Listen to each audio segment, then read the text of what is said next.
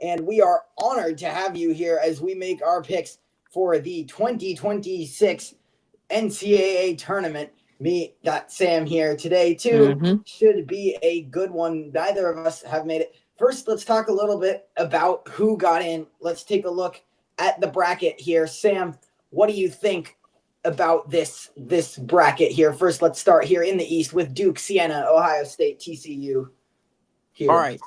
So obviously, this is my least favorite side of the bracket, totally, because you got Ohio State. I'm a Michigan fan. I do not like Ohio State. Goes to that saying. Siena, Albany's biggest rivals. We do not like them here. TCU. I'm not a TCU fan, as they ruined my New Year's a couple years back. But let's see. So Duke.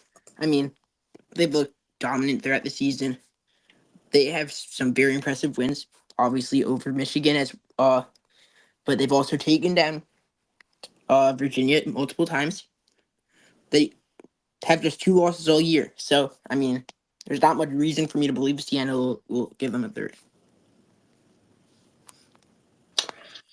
I agree. I think Duke handles that one. We'll kind of move on to, we're just kind of going to talk about the bracket here, then we'll make our selections. Here in the West, any surprises kind of looking? Arkansas all the way down at 4, even after winning the SEC. NC State not really expected to have to play in that first 4. They will have to play in the first 4. Purdue on the 2 line. And yeah, that's, what do you think about this here in the West? All right, the West region. Hold up, let me pull that up. So, all right. So, in my opinion, I mean Purdue. Obviously, they just took down Michigan today. I did not enjoy that, but uh, I mean a 2 seed to me, because like last year, Michigan was a 5 seed after winning the Big Ten with less losses than Purdue has this year. So they had this. So they always have these, like, the brackets already pre-selected before the Big Ten championship begins. So the fact that they had Purdue as a 2 seed to me seems really high. Before they played the Big Ten championship, they were already a top 8 team while being ranked number 18 in the AP poll. It's a bit surprising to me. I mean, they must have had pencil in Illinois there. I doubt they had it selected before. They must have had Illinois penciled in if Purdue lost that one. But I mean, I don't know. It feels a bit odd, because why wouldn't they do that last year too? I'm still mad about that. But yes, you guys got snubbed. all right. Now let's take a look here at the South. Very interesting. Florida as a 1. They hold on with Houston and UConn losing. I was actually at UConn's Big East Championship loss. We'll talk a little bit about that later. VCU sitting at that 11 line. That's interesting, even though they definitely deserve it. Put a mid-major conference champion in the 11 line instead of a bubble team. St. Mary's all the way up at a 7. Not exactly surprising. And obviously, Houston getting a 2, not a shock to anyone after their loss to Arizona yesterday. Anything that sticks out to you here, especially Nebraska kind of at the 4? All right. So, Nebraska, I don't think there's much surprise to me there. I mean, obviously they just had 6 losses, but I don't think they had like the most impressive uh strength of record. They I mean, also I feel like Brand probably had a fair amount to do with that. With them being a 4 seed, maybe you could have justified them being a 3 seed. I don't think it's the difference between them and Illinois playing Troy and Penn. I mean, like, their paths, I don't think are totally different. Like, it's that big of a deal.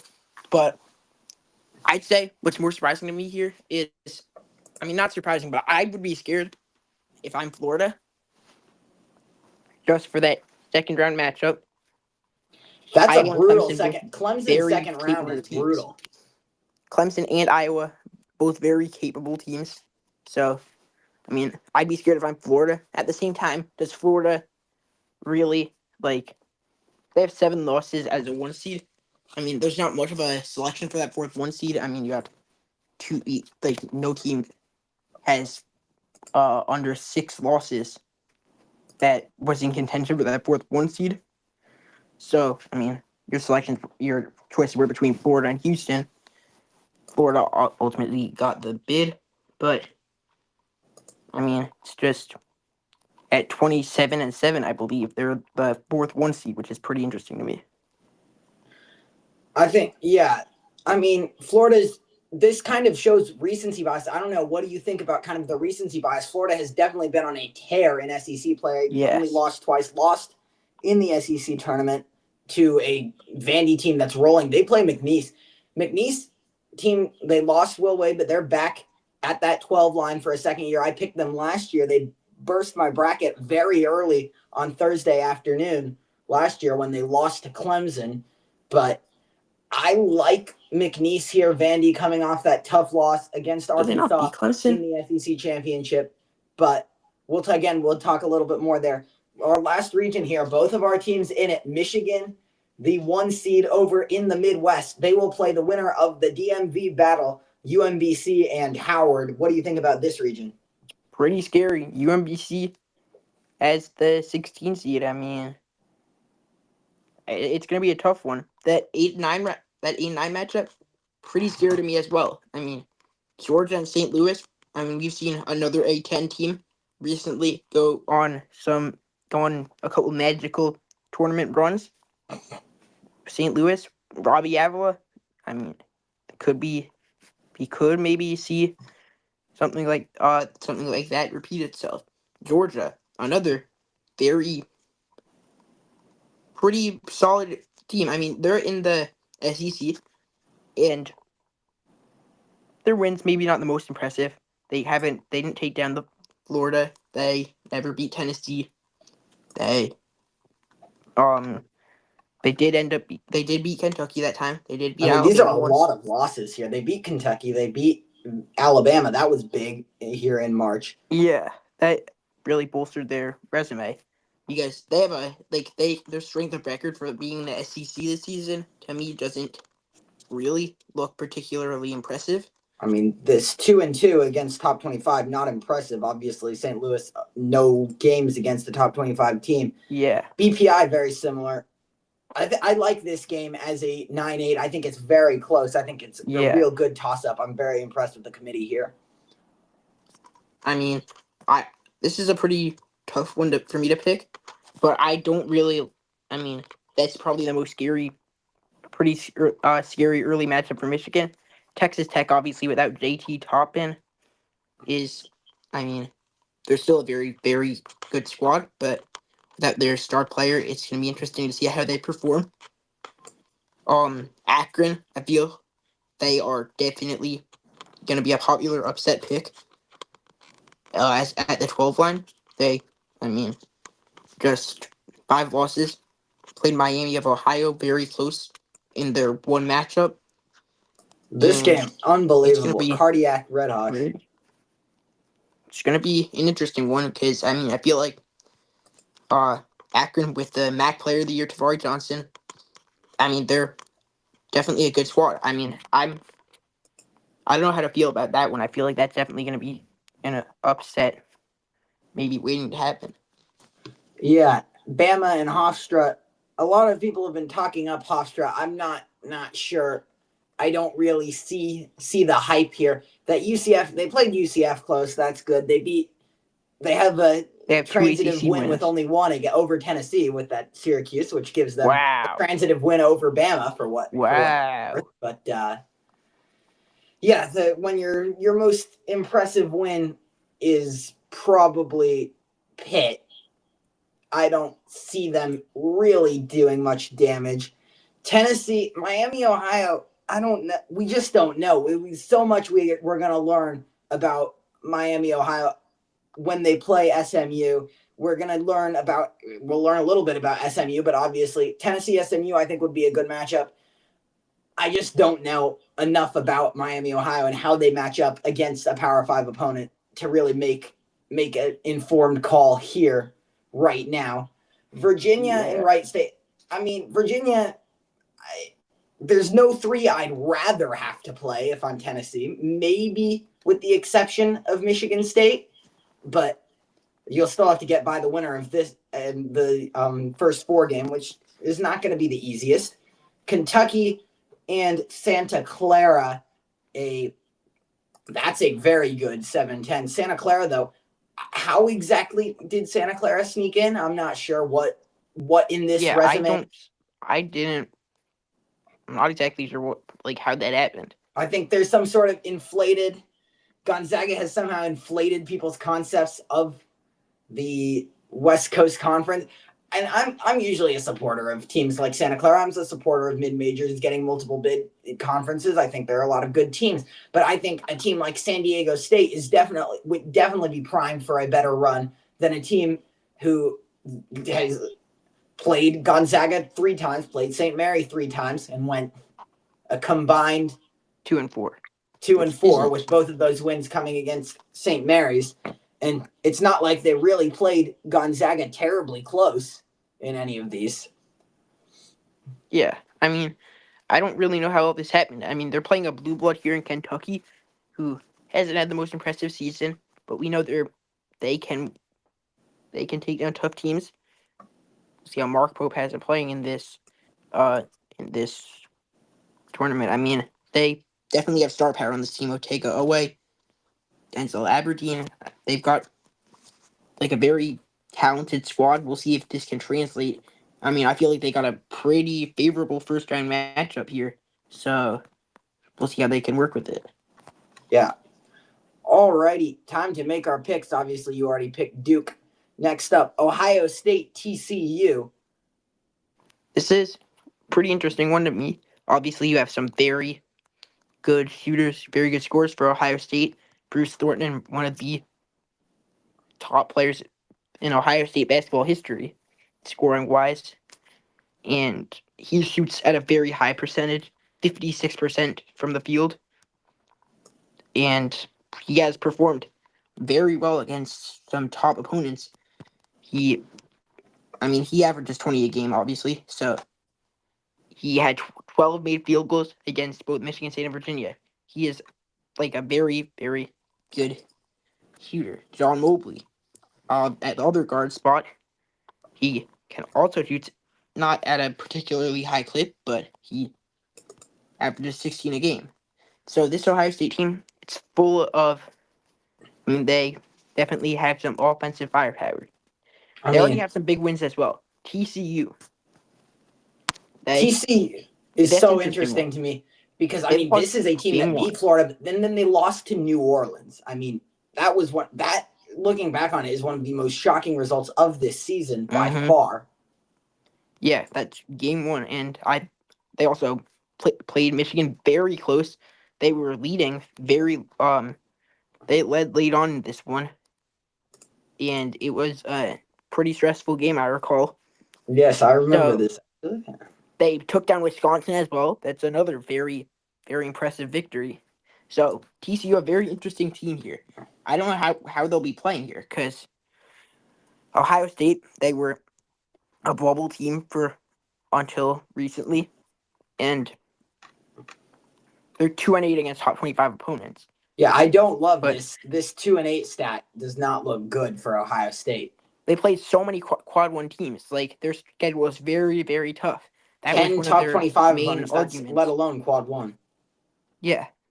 So, yeah, I think they played like 17 quad one teams. So it's pretty impressive. TCU, they have some very impressive wins on their resume, as we mentioned. They took down Iowa State and won in Lubbock at Texas Tech. So these are two very. They can play. These two teams can both. They both have a lot of potential here. But I mean, I don't know. I would go with Ohio State, but it's a tough one for me to pick. I'm going to go with Ohio State in this one. I'm going to agree with you. I'm going to keep it because I think there's just something about this TCU team that I don't love. And I think this Ohio State team, they're battle tested, as you mentioned. I think TCU definitely are. I mean, they're the type of team that you would think to pick in this situation. But I think that one of the metrics that is really interesting to me that I don't see a lot of people talking about is the similar games metric. Obviously, not too much of a big difference in this one, but I mean, there's a lot in basketball can be predicted by the way you performed against similar opponents. And I think Ohio State will pull this one off. St. John's, Northern Iowa. I'll talk a little bit about this, and then you can agree or disagree. Northern Iowa has never not made the second round when they've made the tournament in their program history. St. John's probably feels a little disrespected by this one seed. I mean, they didn't have too many great wins. They lost to Auburn. That's not great. Lost to Kentucky in the non-con. Non-con clearly important in their being a fifth seed, but they beat UConn in the season series 2-1.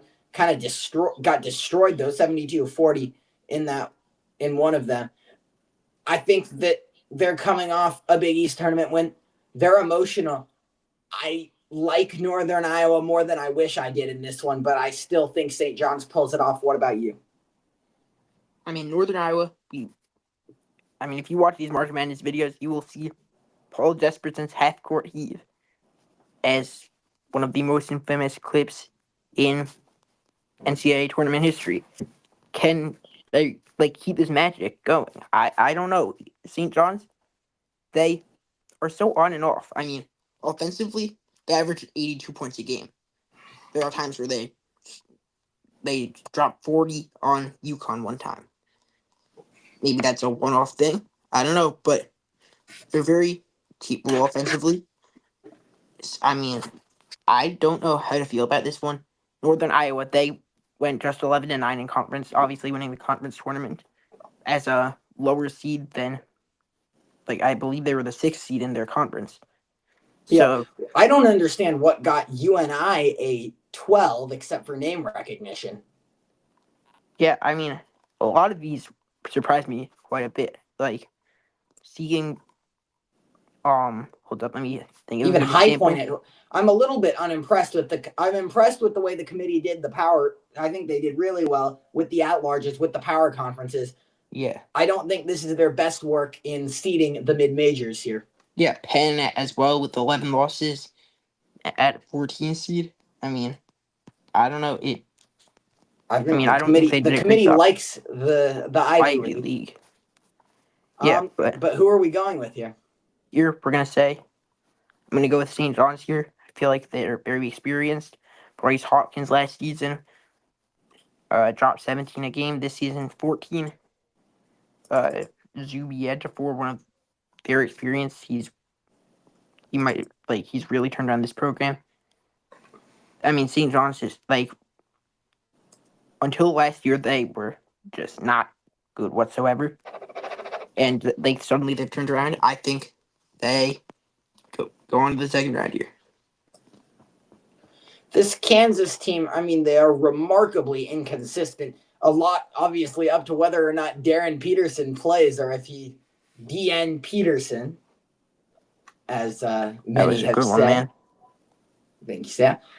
I'm surprised by this discrepancy in the public vote right now. 372,000 to only 22,000 for Cal Baptist. They were the 2 seed in, I believe, the Big West. No. It was the WAC. The WAC. Oh, yes, they beat Utah Valley. That's a scandal we'll get to at some point, I'm sure. Playing in San Diego, so that's nice for them. They're kind of in Southern California. They don't have to travel far. If there's going to be an upset in this East bracket, I like them to be it. What about you? Yeah, I mean, I definitely could see this one. A lot of Kansas's success really ultimately hinges on how well Darren Peterson ends up playing. Cal Baptist has the 5th highest scorer in Division I, and Dominique Daniels. He's really been playing very well. So, I mean, we know this guy, if he can perform up to par, if Darren Peterson doesn't, I mean, I could definitely see this being an upset. I could definitely see this one happening. So, I don't know. I mean, I'm going to go with Kansas. I'm going to go safe here. I feel like they've got so much talent on this team. Rory Badunga, I don't know if that's how you pronounce it, but he's so impactful defensively. They're such an inconsistent team, but I feel like they put it together here. but I I could will definitely see otherwise. I will not overrule you. Louisville USF winning the American, sneaking in at an 11. I think that's a good job seeding kind of a high mid major here at USF. These wins, though, not terribly impressive. Utah State, kind of their big resume win. That was a dominant one over a very, very good Utah State team, but a loss in kind of embarrassing fashion to a adequate, only okay Colorado State, and then loss at Oklahoma State, who did not make the tournament. And then obviously today's victory, kind of a dominant one in the American Championship over Wichita State. On the other hand, we've got a Louisville team. They started out with some big wins, beat rivals Kentucky, beat an Indiana team that fell on the wrong side of the bubble, lost embarrassingly to Tennessee. Obviously, they had some injuries. I believe Michael Brown was injured in that one. And yeah, they had some trouble while he was having his injury. Lost close one to Duke, lost to Virginia. That was a bad loss to Duke. I mean, when their offense gets going, they can just pummel opposing teams. So can USF, 88.3 points per game. USF was, I believe, the 1 seed in the American. It has been a long time since the 6 won every single 6v11 game. Thanks for And I like USF in this one. What about you? Yeah, sure. I mean, Michael Brown, their star player, he was out for all the ACC tournament. If he's back at full health, he should be by this point. That's why they held him out. But it'll be interesting. I mean, a lot of their success here hinges on that. Brian Conwell, his first season at Louisville, averaging 19 a game. Very, very, yeah, he's had an impressive season since transferring from Xavier. But USF, they took down Wichita State today, and they're a pretty dangerous team here. As was mentioned in that final call, the announcer, he says whichever 5 seed has to play them. Obviously now it's a 6 seed, but I'd be scared if I'm them. Isaiah Nelson averages a double each game. I was very scared for what it's worth of playing USF. Very happy that we didn't end up on the wrong side of them. They have 5 players that average above 11 a game. This is just like this is a very solid USF team here. I'd be scared if I'm Louisville here, and honestly, I think this one could definitely turn out to be a whole lot closer. Maybe even an upset pick here, in favor of the Bulls. I'm going to go ahead and go with South Florida in this one. A lot of people agree. That's not a bad ratio at all for USF, especially compared to Cal Baptist.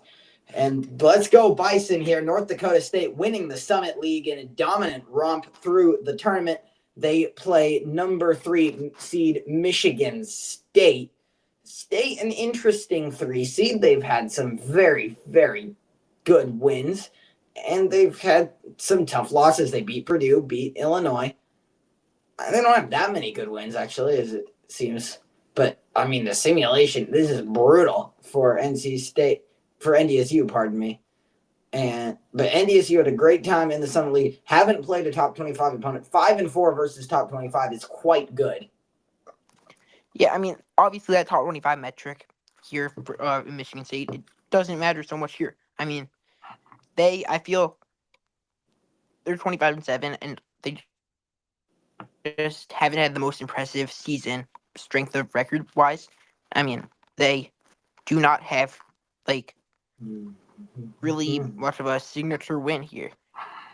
They definitely, it's not totally impressive. Jeremy Fierce, this guy has a bit of a temper, as we've seen, but he is very, very talented, a very, very talented passer. And once again, Tom Izzo, we know this guy. He can coach in March. And they have so many capable scorers on this team. I mean, you see, obviously, Divine Ugochukwu out for the season. It's a big loss. That guy hit some big shots for the Spartans.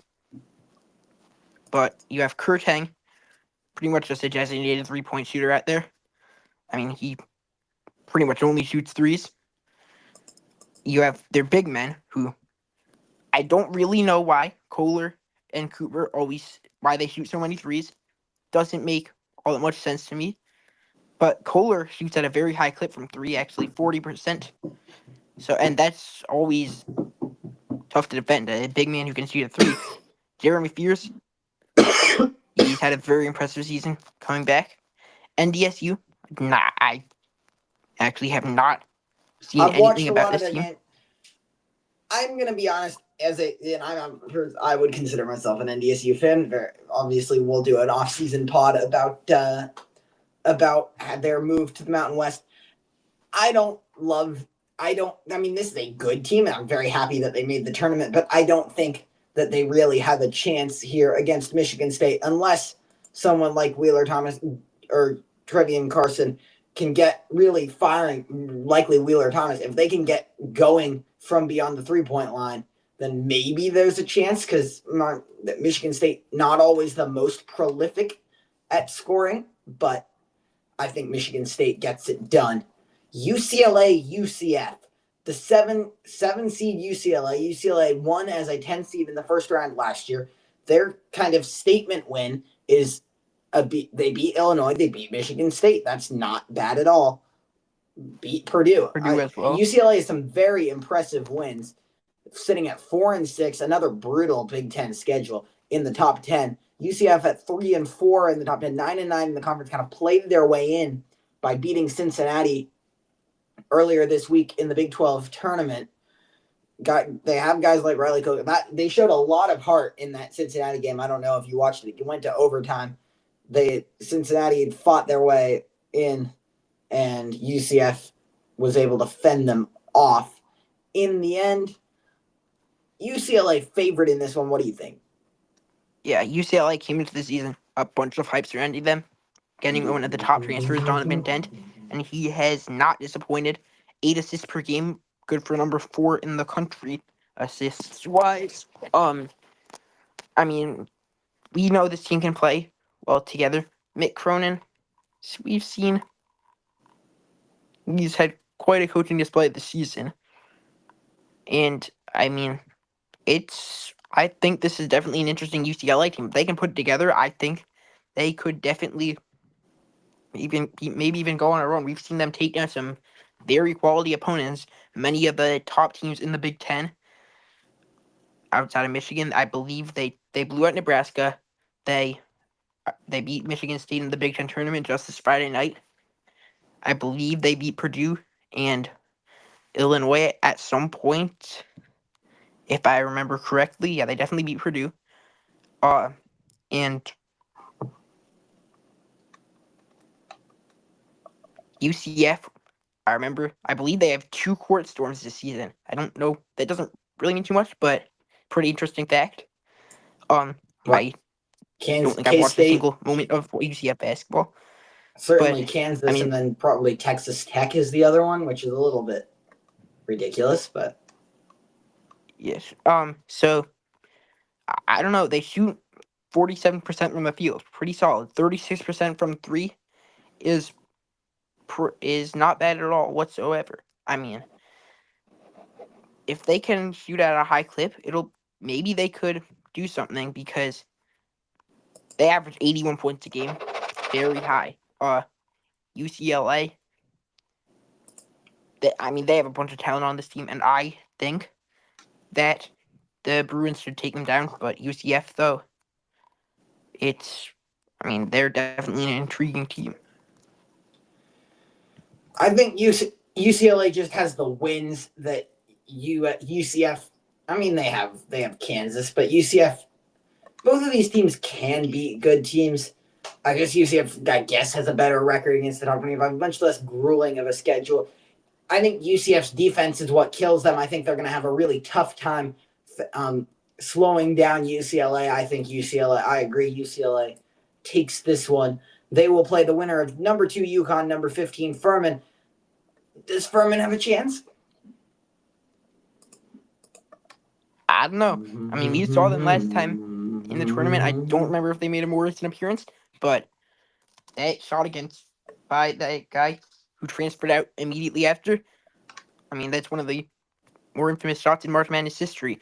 And here, they definitely. I don't know that they have much of a shot here, but UConn, I don't believe they haven't really impressed me too much this season. Losing to Marquette, obviously in the final game of the regular season, did not look great. Losing by 20, getting blown out in the Big East championship, not a great look for the Huskies. I don't know. I I mean, agree. I definitely think they might be a pretty weak side in my opinion here, but they also have shown that they can. Like they have talent, obviously. Solo ball, Terrace Reed, Michigan transfer. That guy could not shoot to save his life when he was on Michigan, so I don't really know what's happened with him. Um, I mean, I don't think they're that strong of a 2 seed, but I don't think they'll lose in this. It would be a stupid decision to pick against the 2 seed because these upsets are so rare. Well, you say that, but let's look at the statistic. Think about Princeton here for a second. 3 of the last 4 15 seed has won a game. Not last year, obviously, but still an interesting thing to think about as we move on to the West. Number 1 Arizona versus taking on the LIU Sharks. Long Island crossing coast to coast. Let's take a look here. What do you think? Arizona, I think I have them going to the championship. I think they're just such a talented team, and we're not even just talking about Bryce James. Braden Burries, we know this. Like they have players that are just like so good overall, and so many different players get like a bunch of points. You see Braden Burries, obviously their highest, like with the most points, I believe on the really like Arizona, in by like to go far in this. So I mean, I don't see them losing in this one. And yeah, 5 players to average above 10 points a game. This team shoots 50% from the field. Very high numbers there. Yeah, it's interesting. I think Arizona gets it done. Number 8 Villanova, number 9 Utah State. Another 8-9 game that I really like. Very, very tight here. What are we thinking?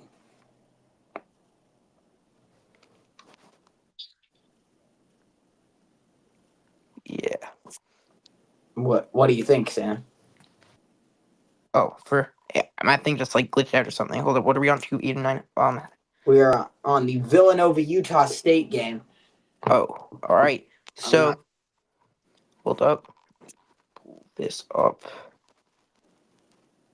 Um. All right. Villanova, Utah State. So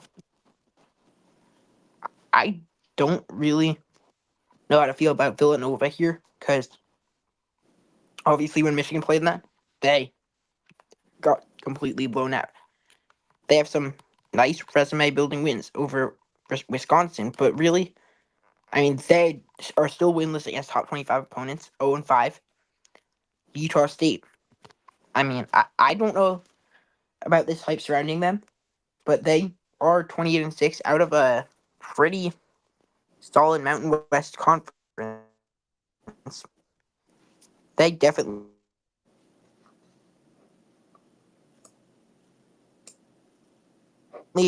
could go on a run. Like you've seen like teams in the past go on runs that are similar to this Utah State team. But I don't know if that's gonna happen here. Villanova obviously a bunch of talent, but I think that they definitely could take them down in this matchup. I think this is a pretty good matchup for the Aggies. I mean, I don't know. I would pick Utah State in this one. I really do like. I mean, it's not that I really like this team, but it's more so I just don't really like Villanova. I don't think they've looked particularly impressive to me. I agree. I think Utah State can beat Villanova. Villanova may be a questionable 8 seed, 0-5 against top 25 opponents. Not 15-5 in Big East play. Not excellent. I like Utah State in that one. Wisconsin and High Point. What are we thinking? High Point, 30-4. we've seen that guy, Johnston, that guy pretty much only shoots threes, has not made a two all season long. But he shoots, I believe, 48% from three.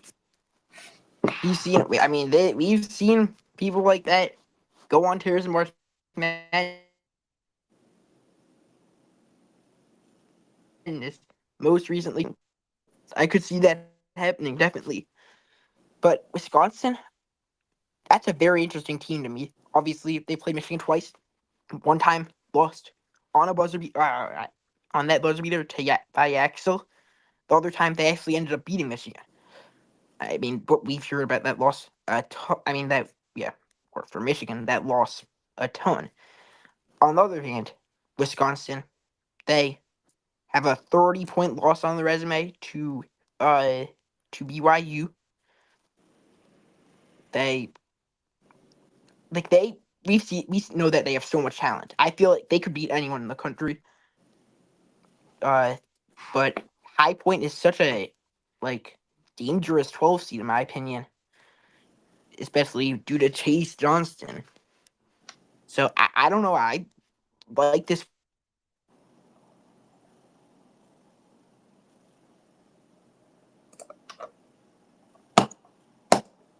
one for an upset. I feel Wisconsin could definitely make it far, but Sorry, we are having technical difficulties here. We'll get back to you in a moment. No.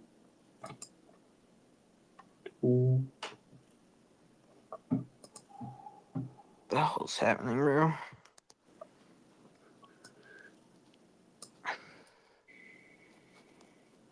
Okay, are we back? Are we? I don't know.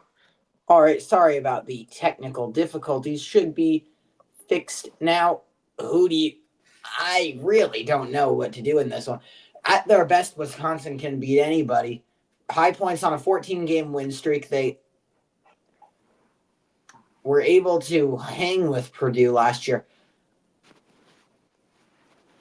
This is a very interesting one to me. Ooh.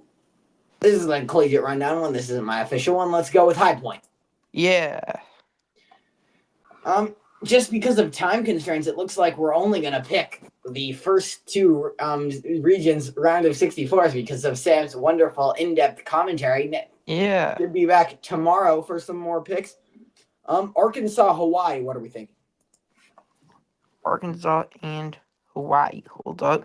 So Hawaii make their first return to March Madness in 10 years. We know Arkansas, they can perform at very high levels. Darius Acuff, I mean, he can play out of his mind sometimes. I feel like they definitely have potential to go on a run. This team offensively is so good. 90 points a game. They had 107 or 115 against Alabama in that, I believe, double overtime game. Defensively, it's going to be interesting how they can hold up against Hawaii. I mean, I like this team definitely to make a run. Obviously, we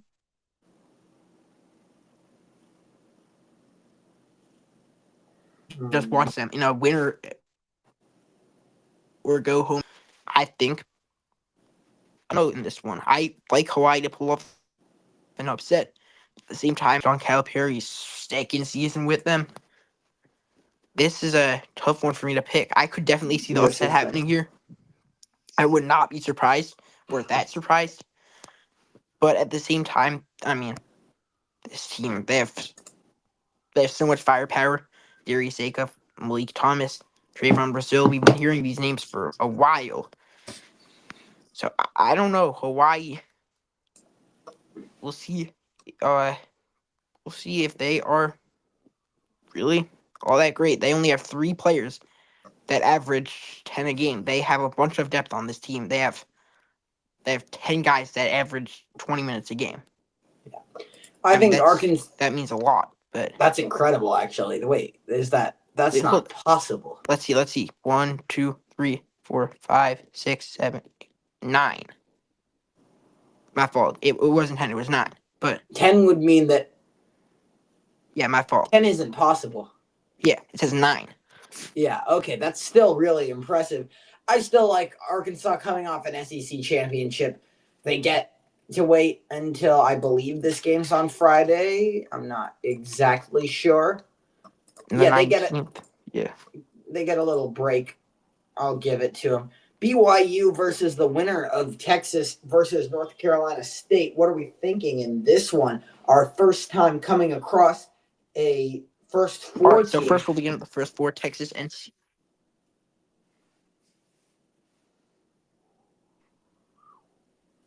four team. We don't really feel the need to go in depth, I believe. Maybe.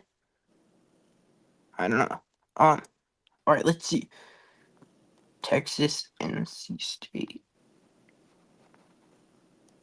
All right, Texas, very interesting team. They are 18 and 14 here, so obviously, like not a particularly impressive overall record. This NC State back again here. It's gonna be, I don't know. I mean, returning this time without DJ Burns, without DJ Horn.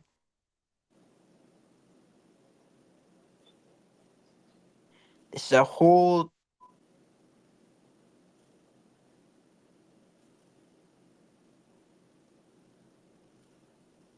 different team. Obviously, with this, I mean, Dalen Swain can do it all for them for their success here. I feel like.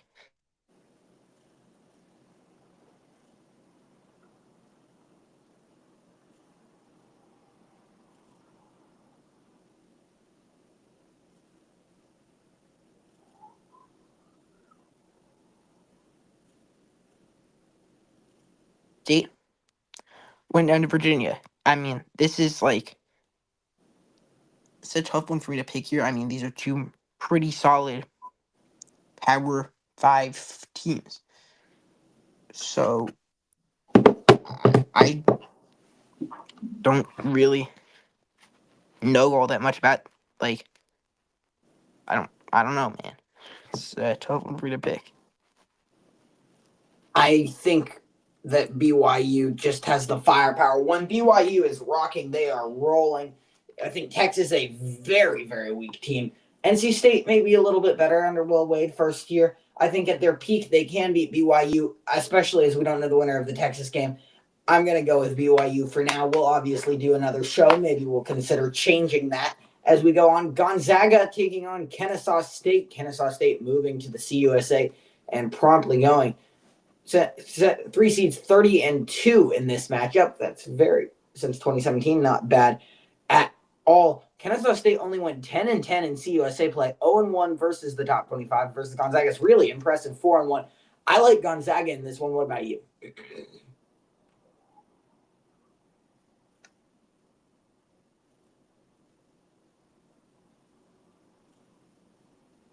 It seems we've lost Sam for a second. I'm going to go ahead and go with Gonzaga in this one. I think that Graham, Ike, Braden Huff get it done very good offensively here, 85.1 points per game and holding teams to 66. Very impressive in the opponent points per game category. Moving on to Miami against Missouri. That's a very, very interesting one. Missouri, as a 10 seed, kind of played their way in the final games, played their way off the bubble. Very, very impressive that they were able to do that. Miami, with the advantage in both points per game and opponent points per game, Missouri 3-6 against the top 25 versus Miami's 2-5. Neither of those great marks. Both kind of around at their seed mark, maybe a little lower than their seed in BPI and all the predictive metrics. I like Miami in this one, but I think Miami is strong, but I don't really feel like they're playing their best basketball right now. They had a good run in the tournament, but they ended up falling to Virginia. I think very strong Missouri team. They are rolling right now. Give me Mizzou in this one. Purdue and Queens. Queens in North Carolina, not in actual Queens, but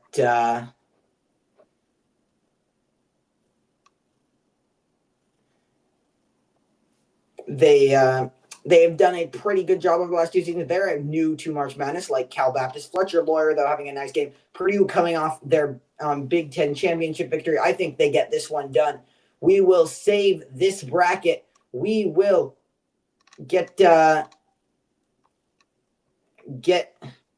back to this probably tomorrow, hopefully tomorrow. And yeah, we will see you tomorrow. Thank you for joining the Collegiate Rundown. It's been an honor to have you all today. We will see you in the next one as we predict the Midwest and South brackets, including both of our teams, Michigan and Tennessee. Thank you for watching. It has been an honor to have you all. And this is Michael, the Collegiate Rundown, is signing off for the day. Thank you so much.